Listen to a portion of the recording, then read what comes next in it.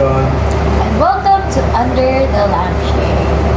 This is your Christian Comfort Podcast where we slow down, sit in the quiet, and talk about love, faith, purpose, and the seasons of life. So, welcome to our third episode Under the Lampshade. So, to recall, our first episode we talked about identity, establishment, and waiting season.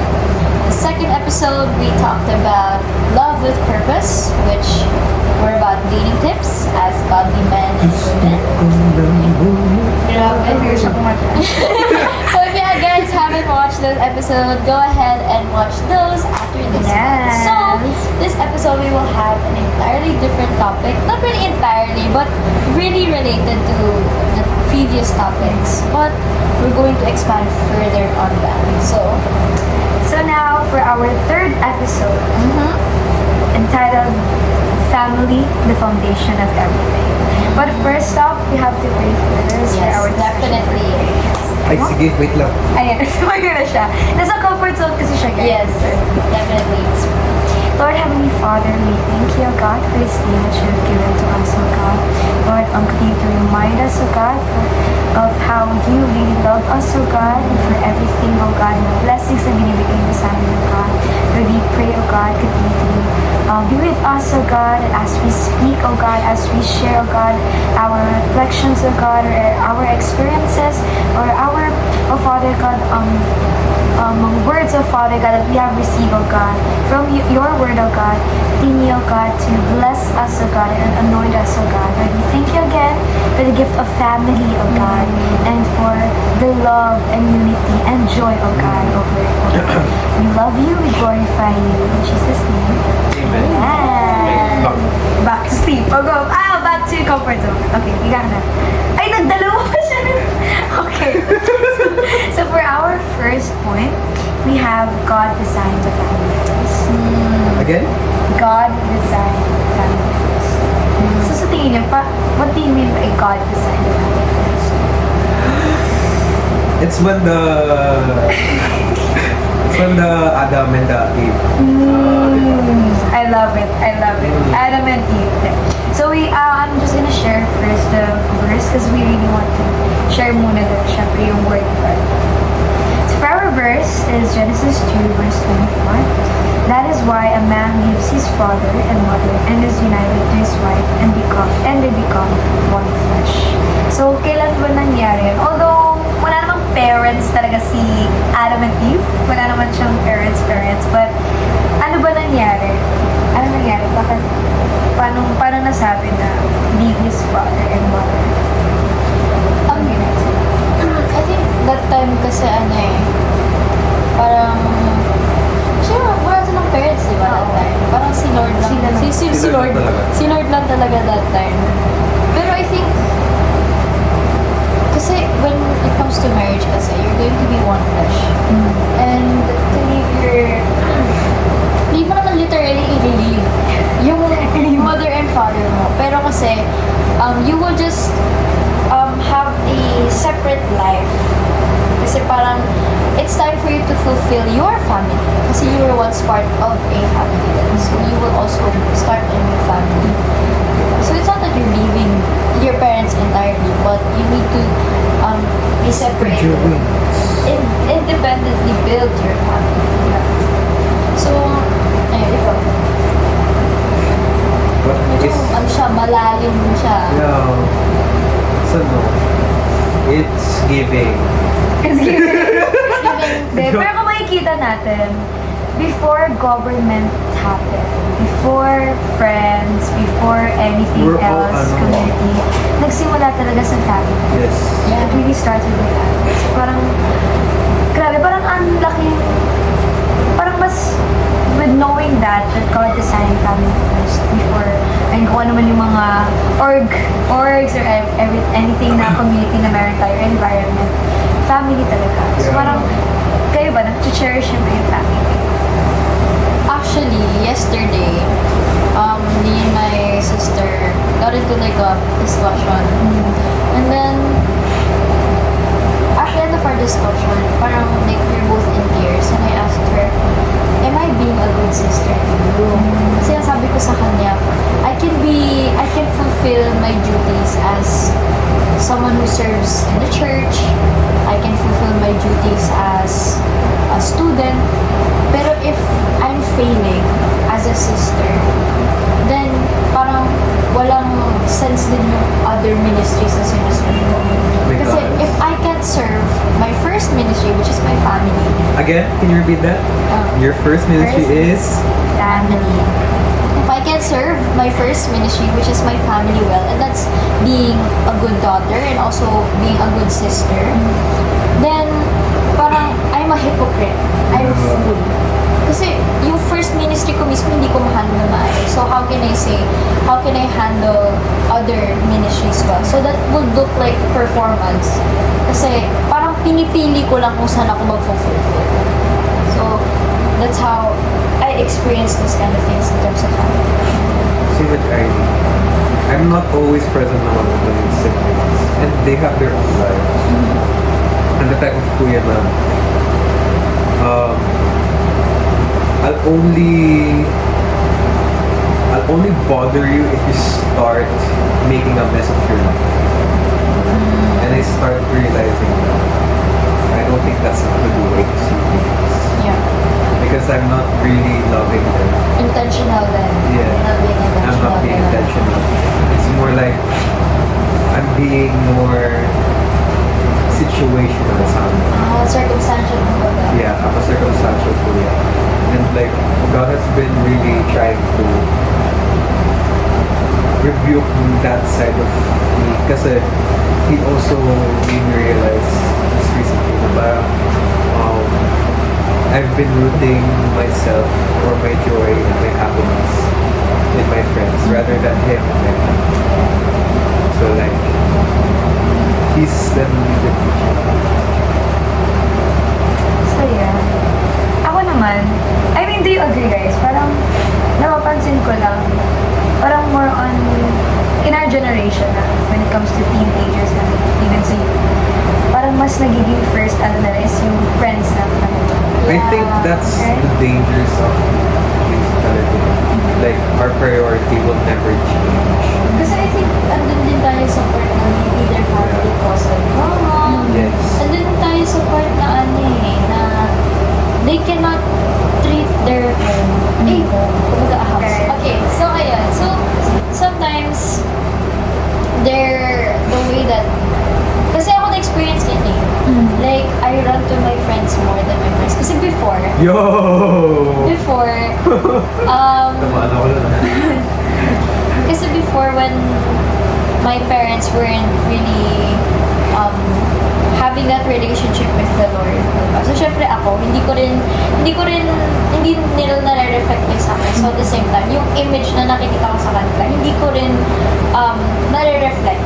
So, kumbaga, sure, they fulfill my materialistic needs, my physical needs, but when it comes to emotional and mental, yung mga friends ko lang talaga yung nakakapag-fulfill. So, kaya minsan when they ask me na, okay lang naman na maging open kayo, okay lang. Pero kasi I never felt that security in my life na I can freely be open towards it.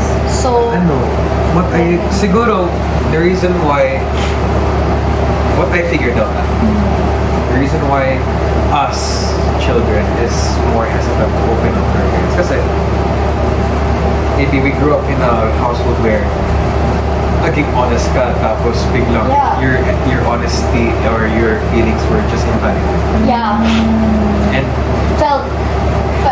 kasi like, parang instead of you looking for something that, kasi what my mom told me is, the reason why I run to my friends because I immediately give you a solution rather than hearing you out.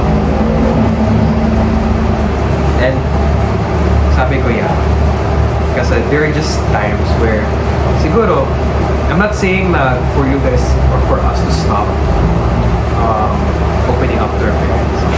Siguro, there's just certain things that you just have to filter out. And I learned this from my tita also. That you tell your parents. Kasi, what your parents want, what your parents want is for your problems to be solved immediately. Yeah. What your parents doesn't want is to see you groveling or like see you dwelling in that sadness. Si mommy nga, nung, for example lang, just to use it as an example, my mom knows how sad I am when my camera broke. And then mom immediately wanted to give a solution. Kasi that's how parents are built. Yeah. I mean, Kahit feeling ko ako ganun din. ako din eh. Parang When we feeling ko become din ako, a parent, magiging yeah. ganun din ako eh. Pero, and then some people might argue na, why, how about our grandparents? They're just trying to make us happy. Of course, grandparents mo yun eh. Like, they don't have that, they still have that moral obligation to provide for you also kasi you're there. But like, all your grandparents really want is just you to love them kasi they're holding for you. Diba? So, that's what siguro I can share regarding this topic. So I wanna connect, diba? Kanina. The first episode and second episode, the first establishes love. And second is choosing and of course yung pag-date ng kung sino ba talaga yung right person and the best person for you. And important talaga siya kasi when you build a family, diba, dapat nandun yung parehas kayo ng values and principles, Yeah. diba, na ituturo nyo and i-share mo Yeah, sa family mo, sa kids mo. So dapat talaga sa family, it's not just a structure. It's part of God's plan. And sa family natin, kailangan dun nagsisimula yung love, yung unity, yung security, Yeah. yung guidance. Kaya parang, although syempre wala namang perfect family and all, but magsisimula talaga sa family. Yeah. Yeah. And I remember, if I remember correctly, Sir Lex also discussed about how you need to ask the hard questions. When it comes to, ayun nga, the things that you have to agree with. Yes. Like, even political views. Kasi even marriages also struggle in those kind of things. Kung ano yung political views nila, spiritual views nila. So, what you really, kasi when we talked about in the previous episode about dating, so now parang we're entering a new season, which is marriage and building a family. So, you building a family is just as important as beginning to date someone. Yes. So, kasi some, If not more important than either. yeah, kasi you're going to give life, Yeah. diba? Take care of a life. Yeah, so you're also going to be parang leading them as well. So, who they are and how they link their identity is also going to be affected and influenced by you. So, you really need to ask the hard questions with your spouse before you build it.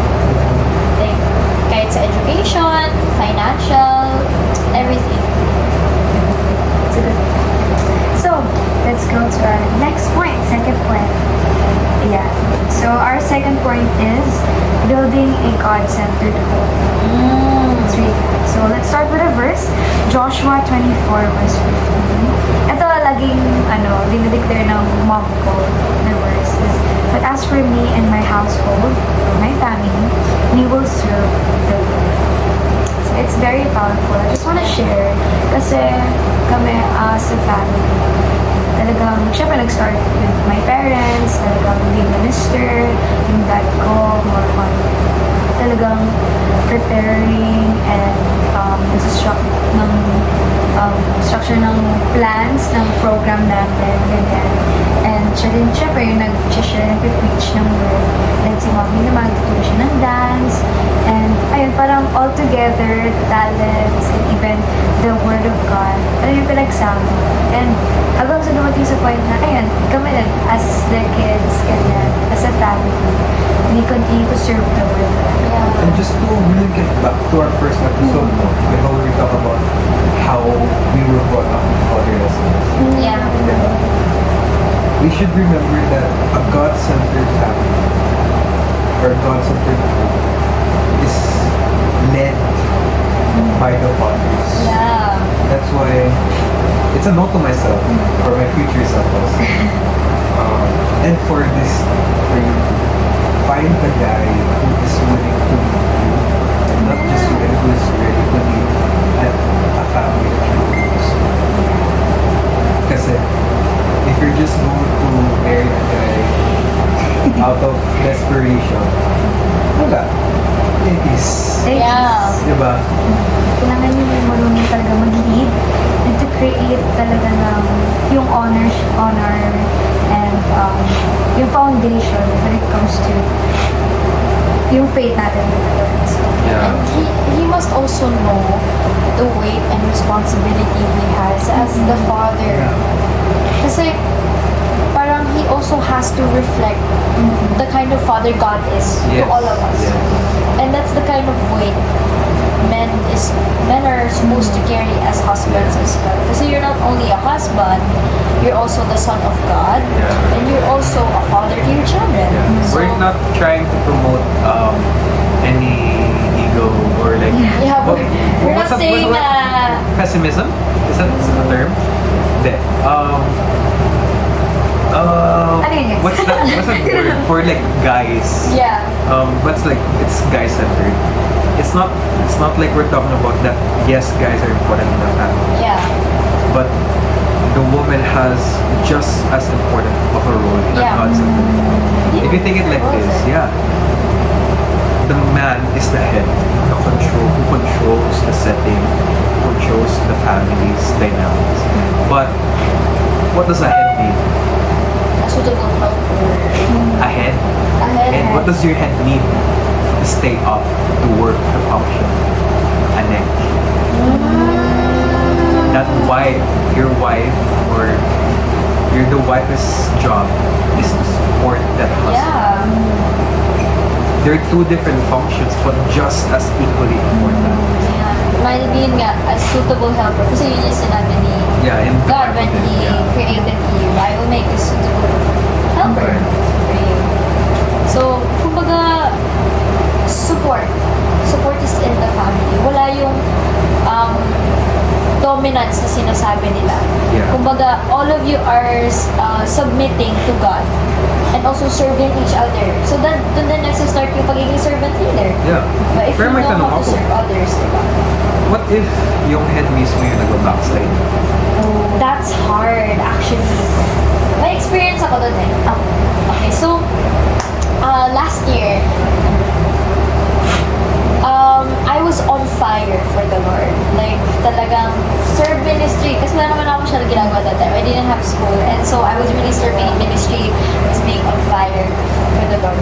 And that time, my family was going through a spiritual warfare where the head of the family, my father, was going through a spiritual warfare talaga na talagang ina-attack siya ng enemy to the point na eto medyo ano siya parang I don't know if it's too vulnerable but I would just like to share na he felt so unworthy that he skipped last supper.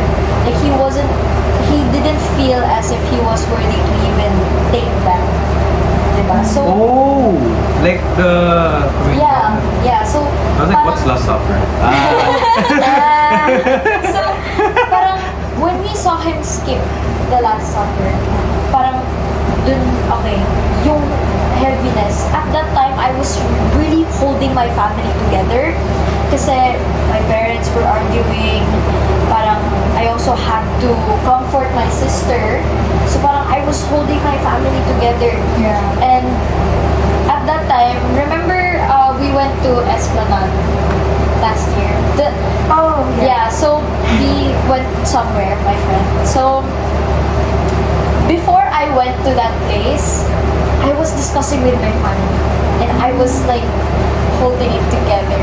And then I had to show up to you guys with a smile on my face, saying, okay, nothing's happening in my life. But in behind the scenes, meron na akong pinagdadaanan sa family ko.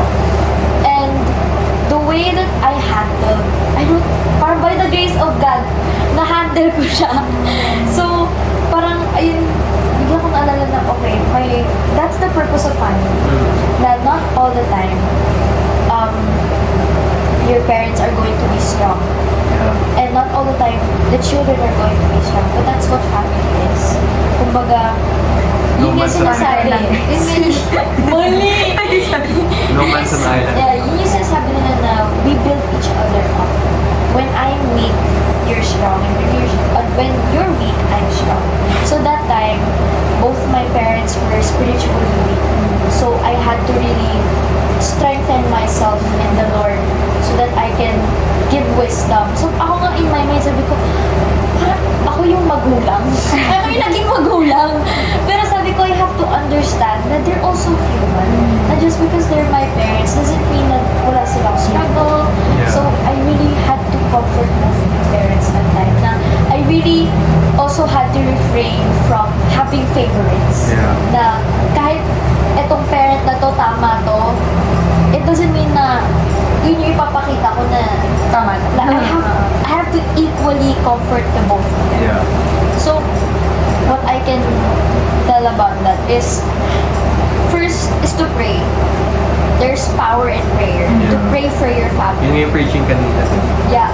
Actually, naalala ko, nahihiya nga ako that time kasi tuwing nagkaka-discussion kami, I invite my family to pray. Pero yung prayer ko, umaabot ng matagal. Nakakatulog sila. Sabi ko, grabe yung pagka-prayer warrior ko. Kaya kasi, sige, pag ano ako na lang mag-isa. Kasi talagang, pero actually, yun din talaga yung bring, like, we went through it na we were able to overcome through prayer. Yeah. So, I think if that's the case, Ay, sorry. Sorry po. you need to really pray for your family. Kasi, minsan talaga, the family, yun talaga ina-attack ng enemy eh. Yeah. Family. Family talaga yung First ina-attack. nga eh. Yun Diba? na nagsisimula eh. So, expect mo na your family will go through a spiritual warfare. Kasi ang gusto ng enemy is a broken family. Yeah. He wants to separate. Kasi a family is what brings you closer and what also reflects what God's character is. It's about family. And that's what the enemy wants to bring. So, really dive yourself in scripture. Really pray for your family. Agree. And praise God, no? Kasi hindi lang nag-stop yung faith and yung talagang heart na Yeah. to serve the Lord sa Yeah. parents mo. But sa kanilang kids. Nakikita naman natin. But yeah, hindi naman porket God-centered tayo. Kasi baka sabihin nyo, parang God-centered, dapat perfect. Perfect. Lahat Actually, naman. Oo. Pag sinabing God-centered family, it is the most imperfect family that you will ever see in your life. Definitely. Lahat may struggle, lahat may Yes. disagreement. But if God is at the center of your family, may direction, Yeah. may foundation Yeah. that will help them handle those Can you repeat that? Can you disagreements. repeat that? Ano ulit yan? Ano ulit yan?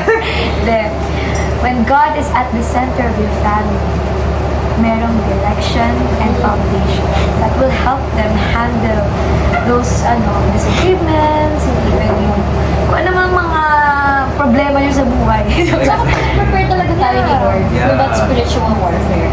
And kaya nga that time na nagkaroon ng spiritual warfare, on fire ako for Yeah. the Lord. Alam mo, may attack eh. Yeah. Yeah. So, yun, really armor yourself in the Word of God. Armor yourself. Tsaka in a God-centered family, I like what Aini said. It's seasons talaga of who is the strongest and who is the weakest. Sometimes all of you are strong. That's when it's like the Yeah. best. Siguro I would say the best season of the family where all of you are on fire with you. Pero there will come a point where both heads are the weakest and the bunso is the strongest. Yeah. There will come a day where all the children is the weakest, but only the mother is the strongest. Pero hindi pwedeng lahat kayo weak. Yes. Kasi hindi matatalo pwede. kayo. Yeah. Matatalo na. Wala Pero na. if ever man talaga na parang dumating sa point na lahat kayo, saan ba tayo dapat pumunta? Diba? Kay? Ting! Palalabas. Parang may transition eh. Parang transition guys. But yeah, syempre kay Lord. Ano Kasi yung Kamehameha? nakikita ko kasi sa like, kapag sa wedding ceremony, alam niyo yung sa mga candle. Like, meron kang candle, meron kang candle. Tapos kapag patay na yung sa akin. Siya, yung pinaka-camera. Yeah. Yes. Gusto ko naman tayo sa kanya, camera. Tapos nung namatay yung sa amin dalawa, nilapit kami. Yeah. Sa amin dalawa? Ano mo naman? What is that, guys? But yeah, eto din, nalagay ko din dito na. Ayun, sample din kay Iris. The simple steps, guys, one at a time. Let's build the habits, small habits na pray for them. Yeah. Kahit di lang yun, hanggang sa dumating sa point na sabay-sabay kayo mag-pray, kahit once a week, hanggang sa dumating sa point na every day, every night, or every morning, you pray together as a family. Alam mo kami ng family ko, as in dumating talaga sa point na every night, we pray talaga as a family. Hanggang sa dumating sa point na parang every Fridays na lang, ganyan. Pero bumabalik pa rin sa everyday to pray. And it's really important to pray for our family and magkakasamang family. And yeah, when we actually invite God into our His presence influences how we treat each other and Yeah. even how we live as a family. Yeah. So it's really important na even your house, your home, hindi lang talaga sa individual, but yung environment na meron tayo and the setting that we have, kailangan natin invite ang presence ni Lord. Yeah. Kasi ang dami pa rin, ang dami pa rin pwedeng spirit that is not from the Lord, even mga temptation and emotions na umiikot sa bahay natin. So, For sure. yeah. So, nandun talaga, foundation is the Lord. Yan. At ang gusto ko yung sabihin yung may line dito. A strong family is built when faith is at the center. When a home is grounded in God, it creates stability and guidance for future generations. So, hindi lang naman sa family. Marami pa offspring yan. Yes. Okay, punta tayo sa point B. Last point, guys. Families that influence the world. Medyo, ano yun Ano na yan? I think that's the Grabe. mission and vision of the God-centered family. Yeah, definitely. Families that influence the world. Let's go to our verse. Proverbs 22:4, verse 6. Start children off the way they should go, and even when they are old, they will not turn from it. Yeah. So talagang may impact talaga kapag Yeah. sa family. Lalo na kung magsisimula sa family. Lalo na kung nandun yung foundation and even yung faith mo, doon nagsisimula yung values and principles. Na talagang yung flow mo ng establishment sa sarili mo eh. Yeah. Individual. Hanggang sa makilala ka. Parang ikot lang. Yeah. Cycle lang siya. From our first episode, our second episode, until now, sama-sama lang talaga siya Yeah. altogether. So guys, sa tingin nyo, like, how will the family impact you? Me? How will the family siguro, well, it's as cliche as it is. Discipling other families. Definitely. Yeah. Discipling other families. If you, for example, your parents are discipling couples, Yeah. bro, who are also taking care of children, Oh, yeah. you're that's saving, you're technically saving families and making impact. Impact is such, or influence is such a broad term that everybody would think influence is where you have to leave a mark. But that's not the case. Influence in biblical terms is when you're able to pass down the love of Jesus Christ that you received as an individual or as a couple to other couples who can influence their children or even influence their families also. That's why we're not just, that's why diba, God gave us a reason to be in this specific families. I was born as a first kid. You're born as a second. You're born as a First. also. We could have been born into different families with well-off, Yeah. but God placed us in this type of family. Yeah. Just because He knows that, how would I say this? He He will use us with our Yeah. current situation to become also an influence to other people, other children. It's not just the parents who can lead people, it's also us. Yeah. But di ba nga sa Bible, the disciples of Jesus are barely even, or just teenagers. Yeah. Although Simon was mentioned that he had a wife, but he's around 19-ish. Yeah. And he was married and called, but everybody was young. And di ba sinabi niya sa 2 Timothy na parang do not, or I don't know in 2 Timothy, but like in 2 Timothy, but do not be discouraged just because you are youth. You are youth. Yeah. Yes, but lead. Tama ba? Dati may voice Flash ko na lang yun natin eh. yung sa Flash screen. natin. Ulitin natin. Yeah. Yan ang verse. But be... Basta, Yeah. you, In conduct, in speech, and... yes. Us individuals who were placed here that was blessed by God to know Him early in our lives.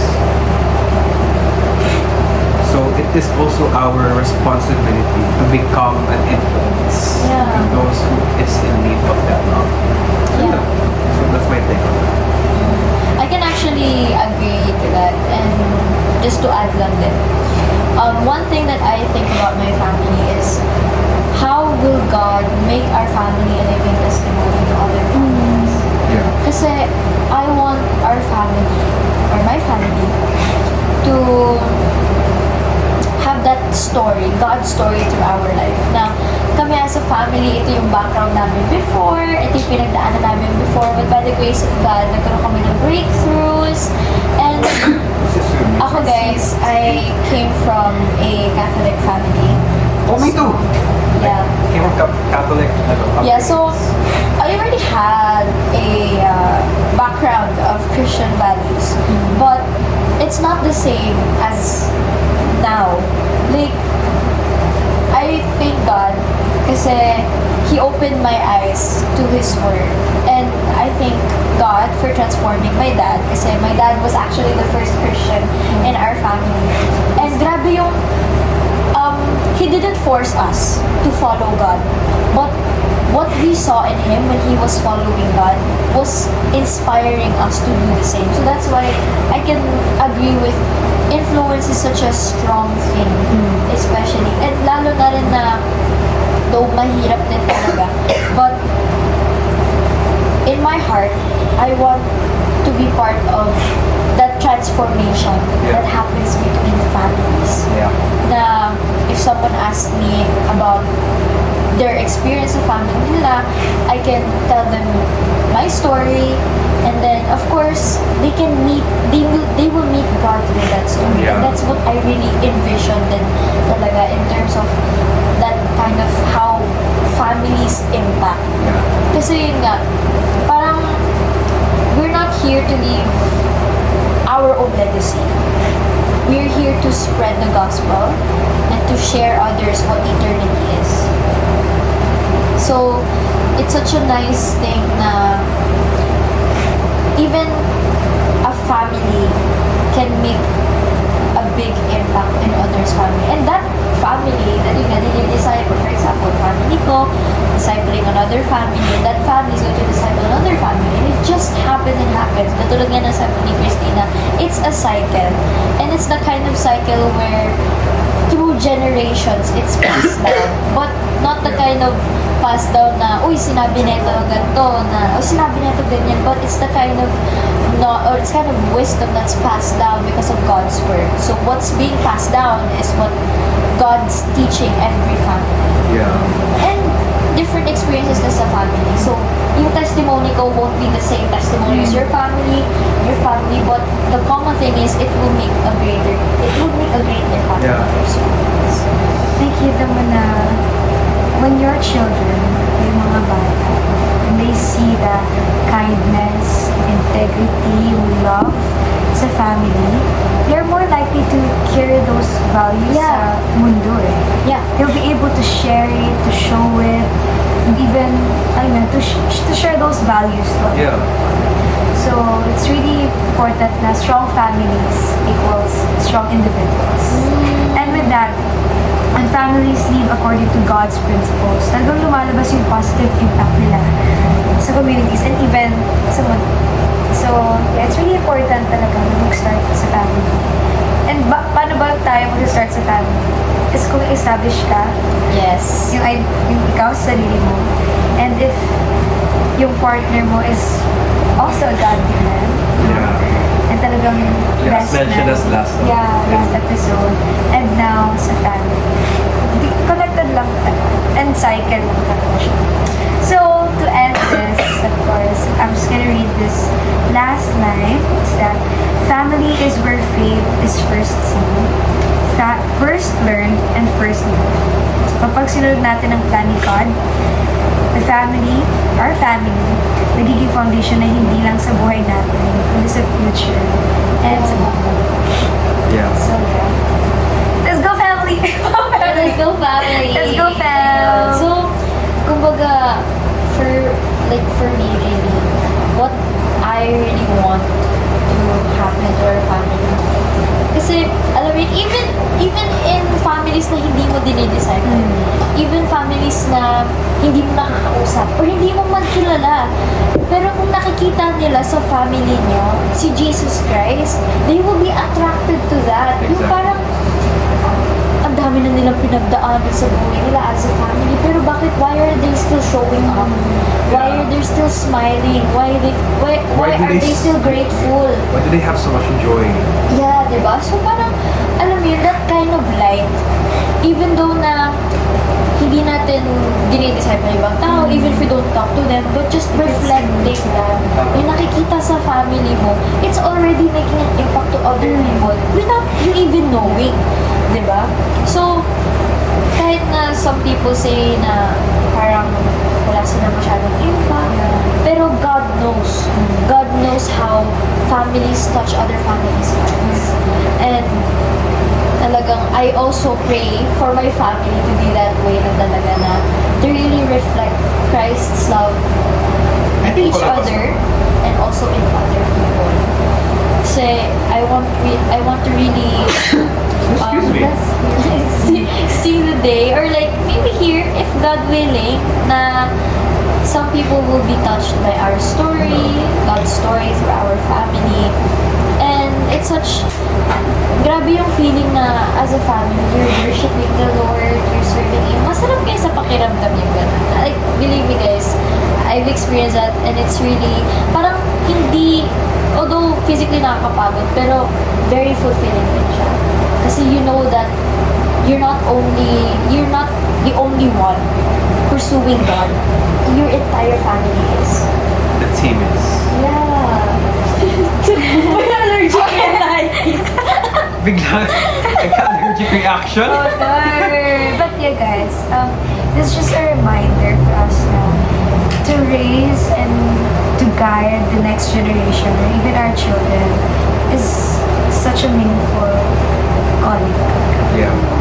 So, yeah, let's pray for our family. His favor be upon you and 1,000 generations, and your family, and your children, and their children. Okay, play. Yeah. Roll BTR. And So- you have anything else to say, John? Wrap it up. My allergies is wrapping me up. It's okay. Siguro, value your family before they're gone. Oh, yeah. That's gonna be emotional. Do not wait until they're gone before you realize that they're gone. That's true. Yeah. Love them, cherish them while they're still here.